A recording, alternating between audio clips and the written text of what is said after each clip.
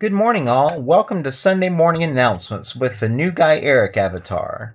If you're with us on Facebook or YouTube, please subscribe to get notifications of when we have new videos. If you're with us on Zoom, drop a hi in the chat. We'd love to say hello back. If you're with us in person, hello everybody here. And if this is your first visit, and we're glad you're here, go ahead and sign the guest book either in the lobby or online at oakcliffuu.org/guest. We'd love to connect with you more. Today, Yolanda Graham takes the pulpit with challenging our ideas of right and wrong. We hope you can stick around after the service for Talkback, where we gather in a circle and discuss the sermon and related topics. At the same time as Talkback, we have Adult Religious Exploration with Sarah Rickey in the Charity Building, in person and on Zoom. But we're not just a Sunday morning church. Our White Accountability Group meets in the Hope Common Room and online at 12:15 today. Today we'll look at the first draft of the Microaggression Toolkit, part of our work in establishing a behavioral covenant around microaggressions. Then there's a worship ministry meeting at 2 p.m. Anyone who's willing to have the fun of planning worship services or see what goes into planning them is encouraged to attend. Every Monday, our Widening the Circle of Concern work group meets on Zoom at 3 p.m. If you would like to help us on our path to becoming an anti-racist church, please consider joining us. Teamwork Tuesday will meet from 4 to 6 p.m. this Tuesday to continue to spiff up our campus. We may even pull out the power washer. Yay! Again, all are welcome.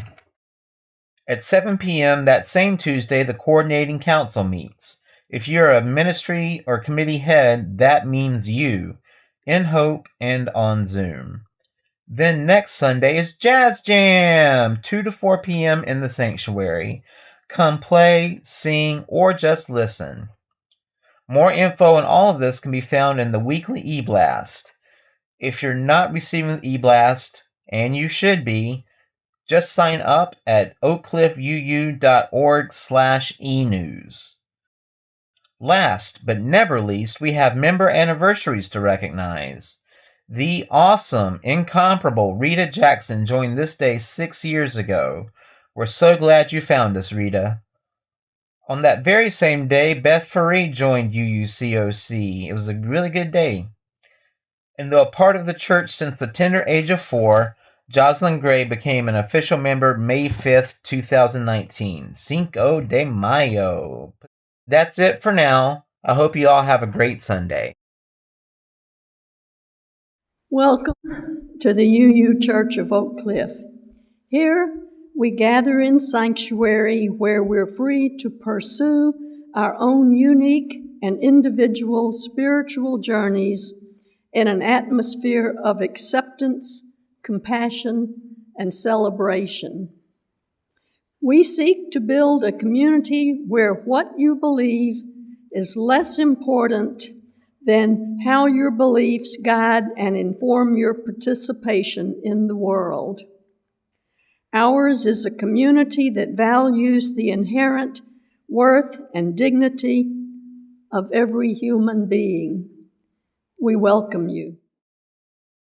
May the light we now kindle inspire us to use our powers to heal and not to harm, to help and not to hinder, to bless and not to curse, to serve you, Spirit of love, compassion, and forgiveness.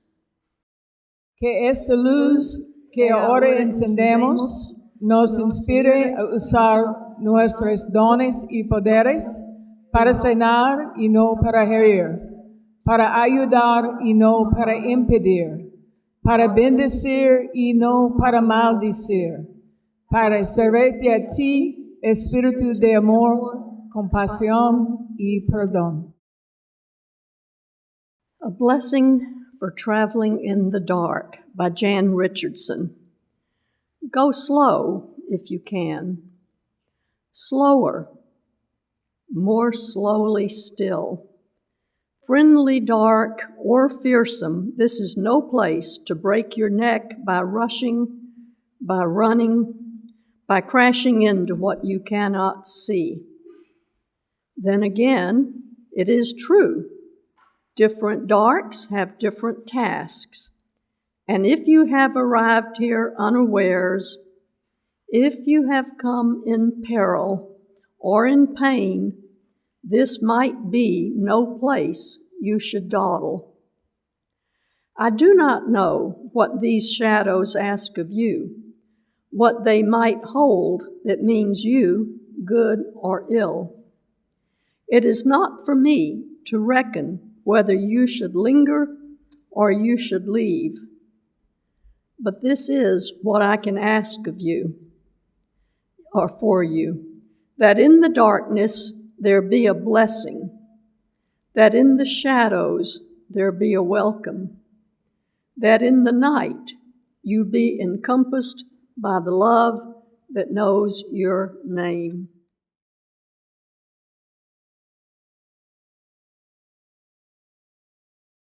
Hello, UU family. I'm going to sing a song with you called Shine on Me. It's an amazing spiritual that anybody can sing. And in these days when the things that we're dealing with, the feeling separate and all of that, and things seem so hard, this is one of those songs that you just throw your head back, put it in your medicine kit. All you have to do is ask. And here's how it goes. Shine on me, oh shine on me. Let the light from the lighthouse shine on me, oh shine on me, yes shine on me. Let the light from the lighthouse shine on me. Lift me up, oh, lift me up. Let the light from the lighthouse lift me up, oh, lift me up, yes, lift me up.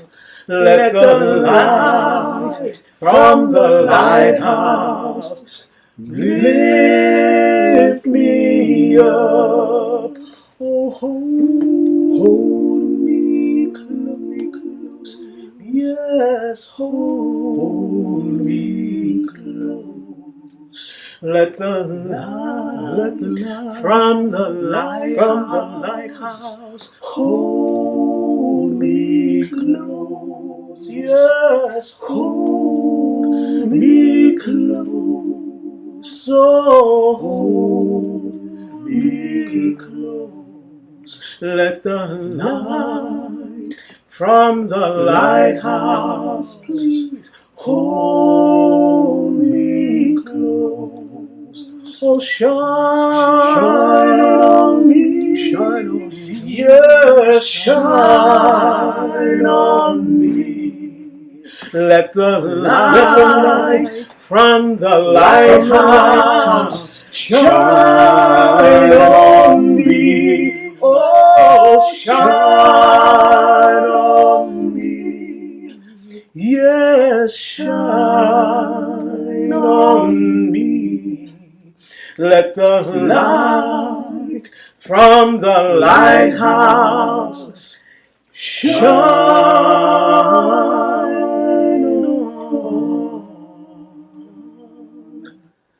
me.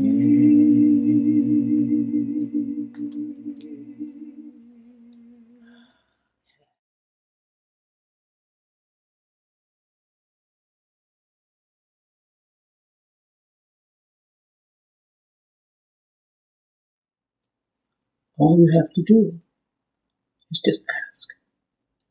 The light is always there. Always. faith. Oh, yeah. In our community, we take time each week to share pieces of our lives with one another, our joys and our sorrows. We do this because each person's journey in this community has value. Each person's experience matters.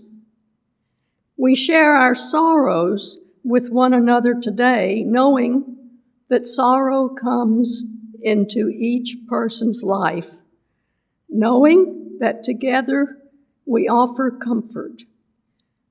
Please share your sorrows publicly by posting them in the Zoom chat, or send them to our Facebook Messenger, or speak them aloud.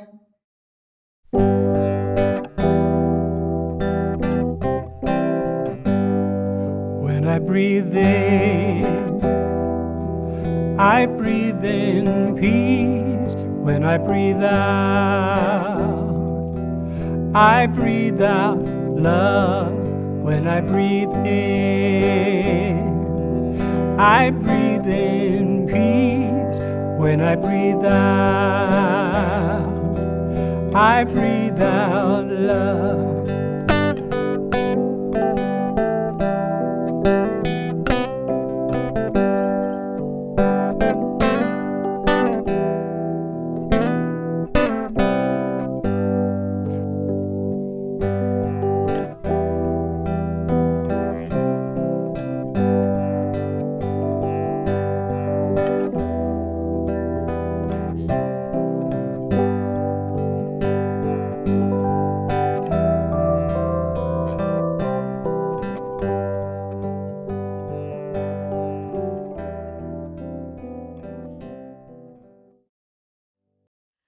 We also share our joys with one another, knowing that joy comes into all our lives, knowing that joy calls unto joy, knowing that together our voices can rise in a chorus of celebration. Again, please share your joys publicly by posting them to the Zoom chat, or send them to our Facebook Messenger, or speak them aloud. Ours is a covenantal church, Latin for come together. Covenant means a solemn agreement or promise from the heart regarding a course of action between parties. The practice of promising to walk together is the core of our faith. Simply put, it is a guide for the behavior we expect from ourselves and each other. We are bound together by the promises we make to one another, and we recite our covenant during every worship service. Please rise in body or spirit as we recite our covenant. Because we love one another, we honor each individual's spiritual journey. We celebrate life's abundance in service to each other, our community, and the world. We connect with each other in love, respect, and acceptance. Thus do we covenant together. And now in Spanish. Porque nos amamos una al otro. Honoramos el viaje espiritual de cada individuo. Celebramos la abundancia de la vida en el servicio a entre sí, nuestra comunidad y el mundo. Ponemos en contacto a unos con otros en el amor, respeto y aceptación. Así que hacemos pacto.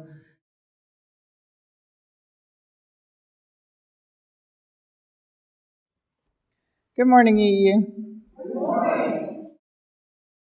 All right, welcome to Challenging Our Ideas of Right and Wrong. In this moment, I would like to invite you to have a moment of silence with me, and then followed by my time of reflection and meditation for a moment, just to prepare me for this space, if you will.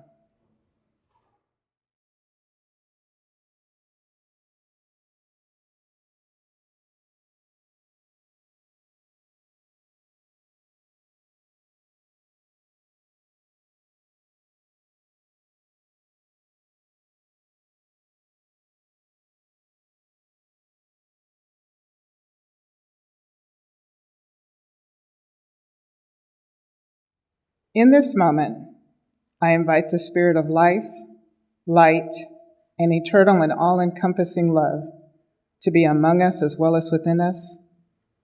I invite the life force whom we call he, she, it, they, and a host of other pronouns and in many languages and tongues. I invite that one presence, which only has one name for some, perhaps two, and has a host of other names throughout the world, and for some, no name at all. In this moment, I choose to accept my oneness in that space, so that the words of my mouth and the meditation of my heart can be acceptable in thy sight, in your sight, and prove to be for the edification of all the hearers, both present here and beyond these walls. I ask this and I hold this as so, with a spirit of deep gratitude. Amen, Ashe, and so it is.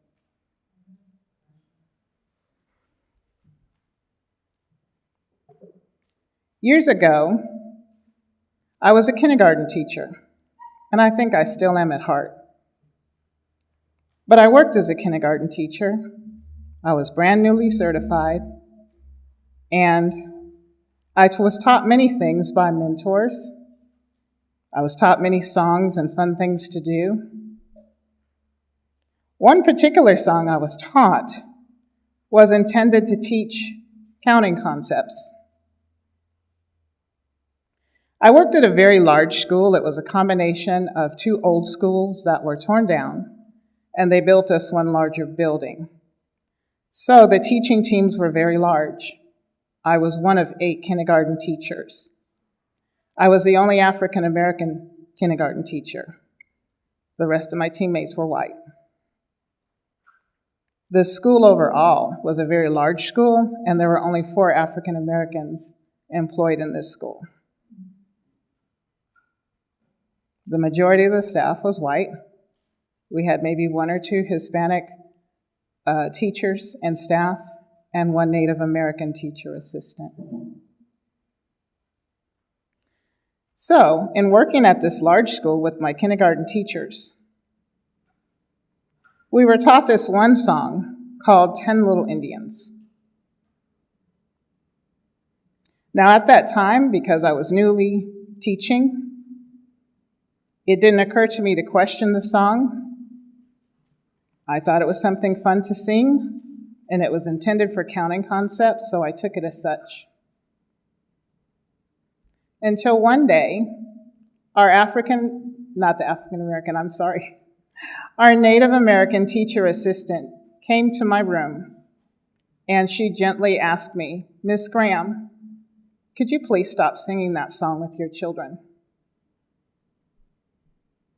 So my response at the time was, "Oh, okay." And I did. Now today, I'm still a bit ashamed of how ignorant I was back then, but yet I use that story as an opportunity to discuss how far we've come in the area of cultural awareness, cultural responsiveness, and in our journeys to become culturally competent. But I also use that story as an example to show how far we still need to go. I'm going to return to that story at the end of this talk. So now, into my main topic of challenging our ideas of right and wrong. I'm going to pose this question that we can ponder and perhaps carry with us into our talkback session. And that question is this: how many of you have held a belief or a belief system that you thought was morally, maybe even spiritually God-ordained, only to find out that it wasn't? Maybe it was completely wrong. Maybe it was harmful to others, and maybe ultimately yourself. This question is an inescapable phenomenon, if you will, in our daily lives. Though for some, it might be less identifiable, Maybe for some it could be avoided throughout an entire lifetime.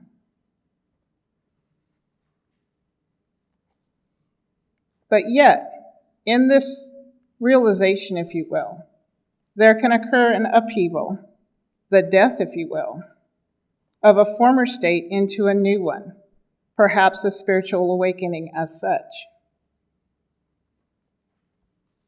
The type of spiritual awakening could be compared to what we understand from traditional Christianity. It also can be understood from the norms that we know from the UU tradition, known as the rise of the phoenix. So in challenging our beliefs about right and wrong, we can ponder this question: how does this phenomenon even happen anyway? How is it that we can have beliefs that are supposed to be good, supposed to be moral, supposed to be loving, and supposedly universally understood by everyone, only to be awakened by the shocking and frightening realization of the exact opposite? What exactly is wrong and right anyway? And what does this have to do with racism and anti-racist work, like our commitment here? Speaking of which, that is, the idea is supposedly meant for good, I'm going to use this opportunity to quote a recent statement that I noticed online from a prominent Texas congressman about a month ago or so. I'm going to quote this. "We will not use Texas taxpayer dollars to teach our children to hate our country. This session, we will remove woke agendas from the classroom and get kids back to learning the basics," end quote. I'll return to my message now. So according to the Christian tradition, there are a few verses from the Bible that describe this phenomenon that I'm talking about and pondering. I'm going to use a text from our Bible, our Christian Bible, Isaiah 5:20 and 21. And it reads, "Woe unto them that call evil good, and good evil, that put darkness for light and light for darkness, that put bitter for sweet and sweet for bitter. Woe unto them that are wise in their own eyes and prudent in their own sight."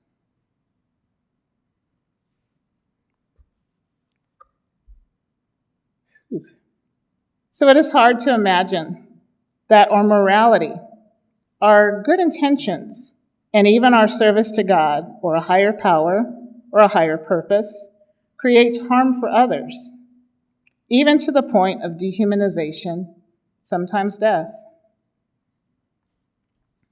But it can be in this very formula that holds well-meaning religious people, well-meaning Christians, to habits of cruelness towards those deemed unholy or unsaved or in need of fixing or in need of salvation.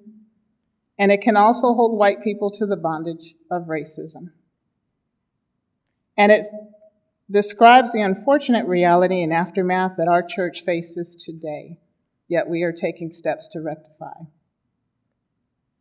That subconscious reflex reaction, a way of superimposing a way of thinking, speaking, acting, a way of being, is what is supposedly universally understood. Then that universally understood standard sometimes is described as what we mean by the term whiteness. And we've had to address that term here. We have found that the term is often misunderstood and it's met with resistance. It does more than ruffle a few feathers. It's kind of like kryptonite sometimes. In my short tenure of experience being in a UU church, which I've enjoyed, I came here with boys that are now teenagers, but I was pushing them in a double stroller when I first got here. My official membership was in 2018, I believe. And in the short time of being here, I have found very loving and kind people that have taken a lot of pride in taking a stance against racism. even to the point of holding a certain disdain toward acts that seem overtly racist. But was faced with the reality of microaggressions, specifically those named here in our midst, and the reality of that which we thought was right and morally normal was tested. Those confrontations on a smaller scale produced heartbreak, hostility, flat-out denial. And we wonder if they remain today, but we've chosen to work on those. So how do we move forward in this work? One area that I've discovered is a weak area in our church, specifically is addressing issues that are up close and personal. We appear to be quite brave and active out in the community.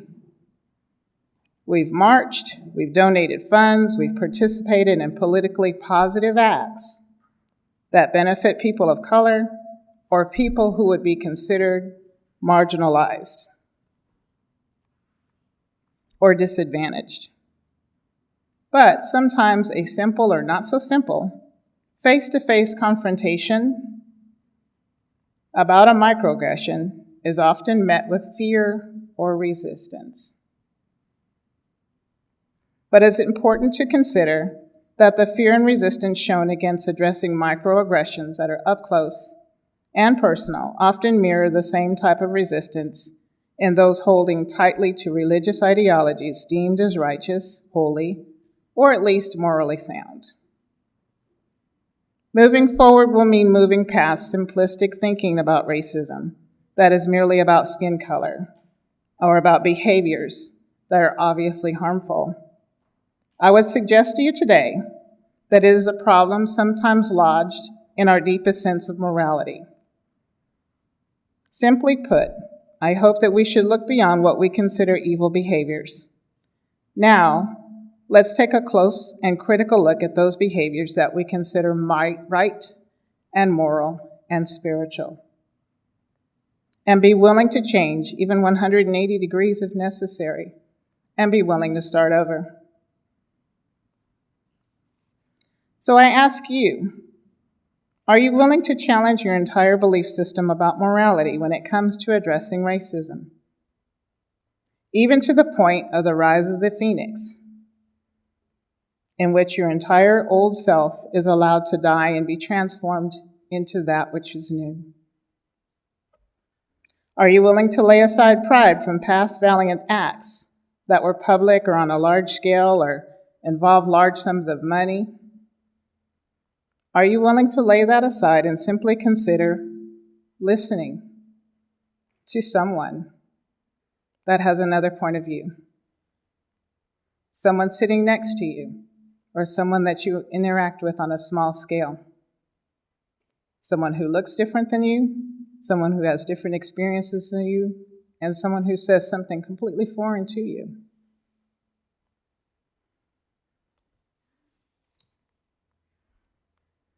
Can we at least take the time to consider something that is incomprehensible in a way that is respectful to them? At least to consider it until it makes sense later, perhaps.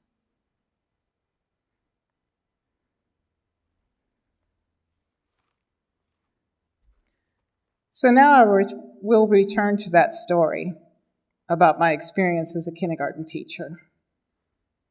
After that teacher assistant asked me to stop singing that song, I still admit at that time in the morning, I didn't quite understand the request, but I was willing to consider her point of view. So I called my students in from recess, as I usually did. We sat down at our carpet time, and I explained that we would no longer sing that song. Now, the first beautiful part about that was one of the first children to raise their hands was a white little boy, bright child in my class. And the first thing he said was, "Yeah, Miss Graham, I think that's right. We shouldn't make fun of people." Wow. Reminded me of the Christian scripture that says, "And a child will lead them." Well, I wish the story ended there, and I wish it had that happy ending, but it does not. I have to tell you the rest of the story. Later that afternoon, I saw that same Native American teacher assistant. I beckoned her to come in the hall, and I said, Miss So-and-so, won't give her name away yet. I said, thank you for telling me what you told me. I have some books and I have some other materials in my classroom, because it was November and we were talking about Native American studies and whatnot. So I asked her, will you come by my room later and look at my books and other materials and make sure that they are correct as well? She was happy at that, and she said, yes, I'd be glad to come back. So she came back at the end of the day, like she promised. Only by that time, she looked very sad and distressed. So when she sat down with me in our small kindergarten chairs, I looked at her and I realized she looked very different. So I asked her, is everything okay? What's wrong? She told me she had a terrible day that's caused her to spend a lot of time in the principal's office. And I asked her why. She said, my colleagues were not so nice to her the rest of the day. When she asked them to stop singing the song, they got angry at her. They said to her, it's just a song. We're teaching counting. Why are you making such a big deal out of it? You're being a troublemaker.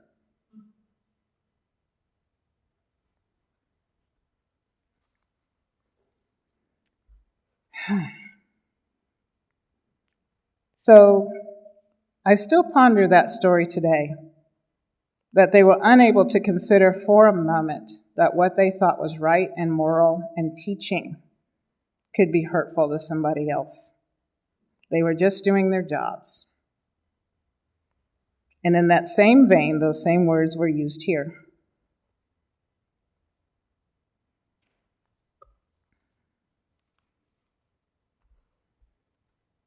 So I would humbly ask you, let's take those things into consideration when something is brought to our attention. Can you be open to consider and allow your sense of right to be challenged? Especially if that challenge to your thinking comes from an African American or someone else that is considered in a marginalized or disadvantaged community. Especially if that challenge to your thinking strikes a chord with everything that you thought was right. And I say this based on the current needs not only of our church, but the current needs of UUA overall, because we see that need based on the report that was brought to us, that was done with the UUA overall, called Widening of the Circle of Concern in 2017.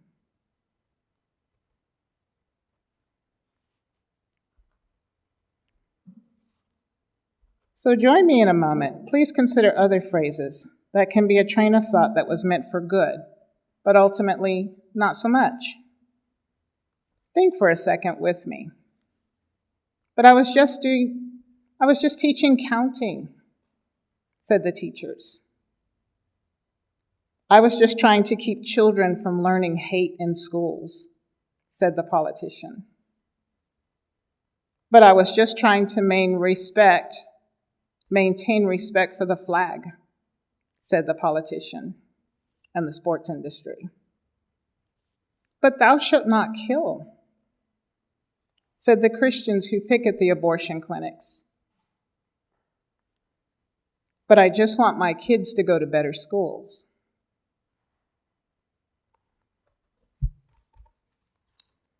But I just want to live in a safe neighborhood. But I just want the public schools to wait and perform better, said the citizens who fought against public school funding. And I was just a part of that this week. I watched a school district lose a bond election, over 4,000 votes. And the bond election was refused by 62 votes.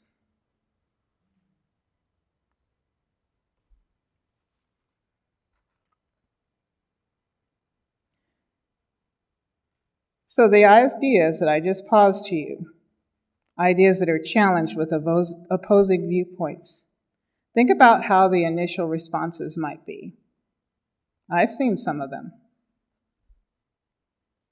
Are these challenges met with an openness or appreciation for being shown another way?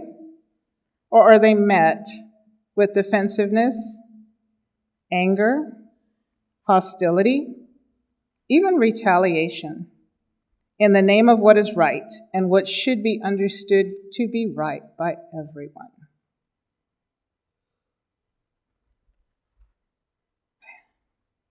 Finally, the initial title of this message was called For Those Who Remain, because as I imagined it and pondered it in my heart for quite a while now, I thought about talking to those in this church who still remain to do the work of anti-racism. But I changed the title to Challenging Our Ideas About Right and Wrong to be more inclusive to our audience. I realized then, and I can see now, that we have newcomers, or perhaps we'll have those who choose to return. My ask of you today is that on your journey, please listen, please consider, and respect other views as you continue on this journey. Be open to listening, considering, and accepting comments and viewpoints of others that are different than yours, with an openness, a willing to wait for understanding, and perhaps quietly, and ask more questions, and ultimately a willingness to change as needed, to the point of changing completely to avoid harming others.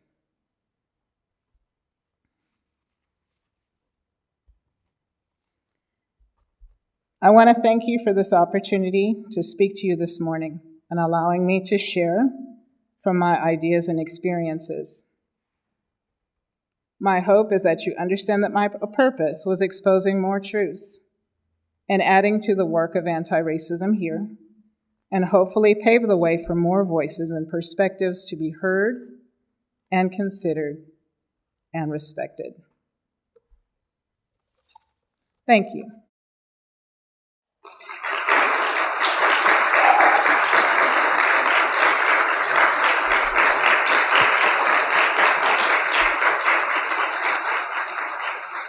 Join me in reciting the Widening the Circle of Concern Covenant. We, the Unitarian Universalist Church of Oak Cliff, commit ourselves to the study and dismantling of racism and oppression within our congregation. We commit our congregation and ourselves to the work of anti-racism and anti-oppression. We commit ourselves to listening, to learning, and to action. When we fail, we commit ourselves to trying again and again. We covenant to begin this work and to continue until all of us can truly say that we are a beloved community of justice, equity, and compassion. Thank you. I'm Aisha Ansano, and this Braver, Wiser reflection is called Naming the Truth.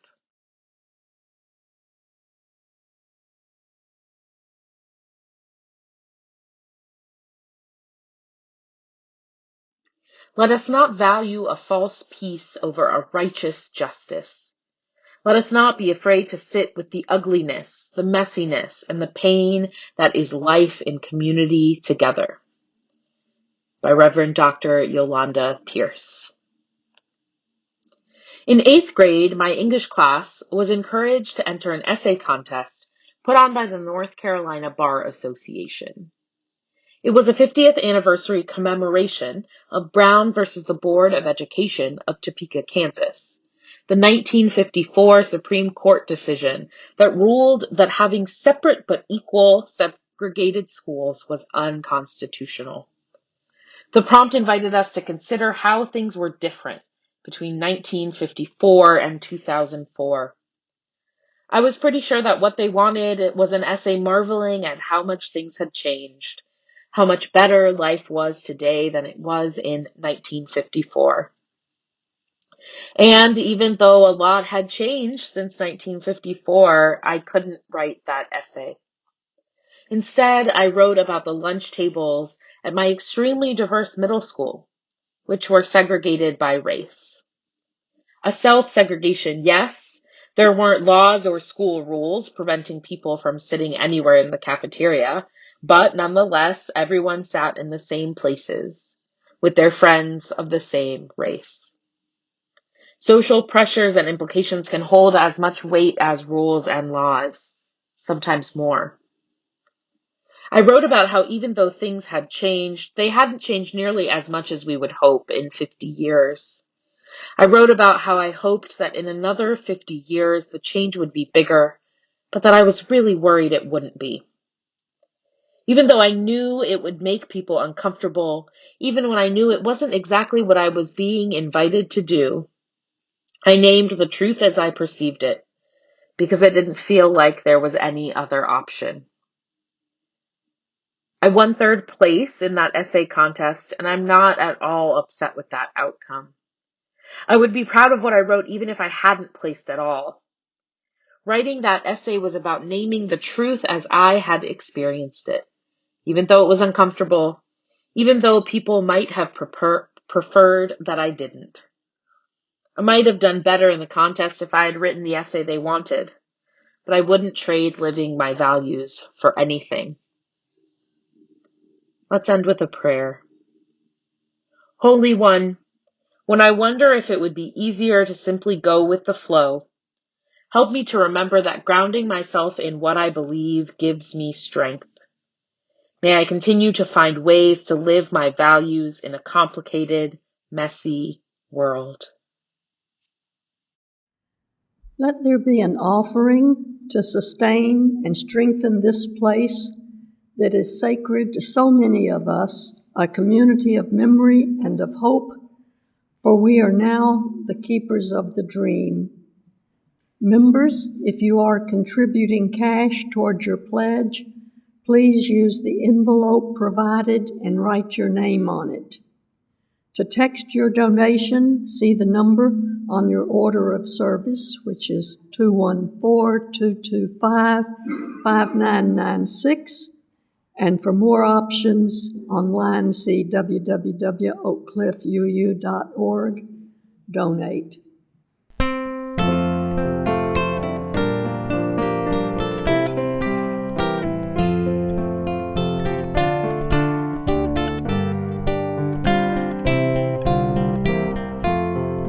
From you I receive, to you I give. Together we share, and from this we live. De ti yo recibo, a ti te doy. Así compartimos y vivimos hoy.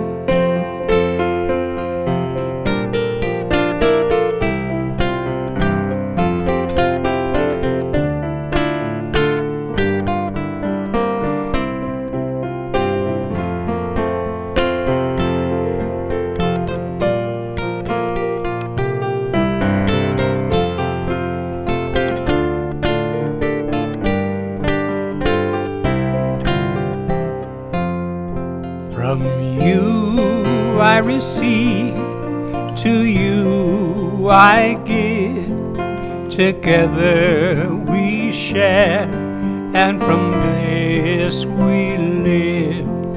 De ti yo recibo, a ti te doy. Así compartimos y vivimos hoy. Blessed is the Path by Eric Williams. Blessed is the path on which you travel. Blessed is the body that carries you upon it. Blessed is your heart that has heard the call. Blessed is your mind that discerns the way. Blessed is the gift that you will receive by giving. Truly blessed is the gift that you will become on the journey. May you go forth in peace.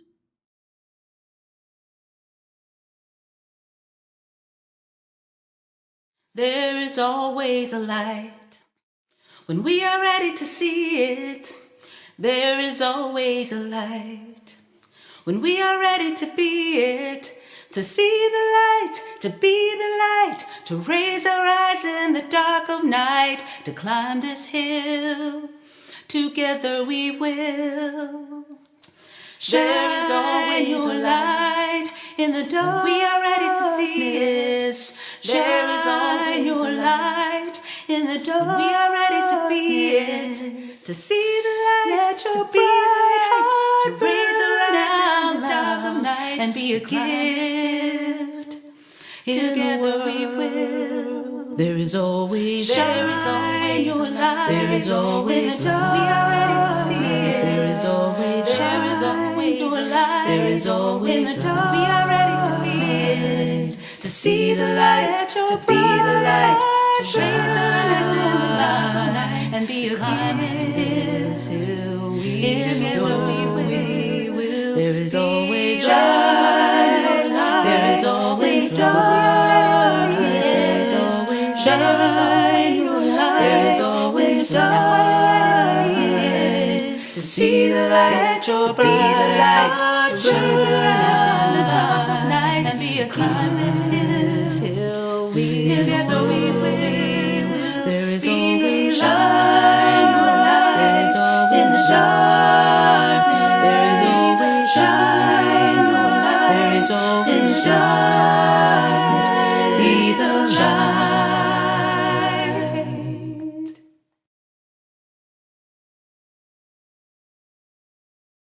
We extinguish this flame, but not the light of truth, the warmth of community, or the fire of commitment.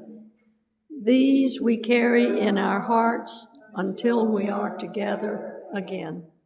Extinguimos esta llama, pero no la luz de la verdad, el calor de comunidad o el fuego de nuestro compromiso. Estos los llevaremos en el corazón hasta que estemos juntos otra vez.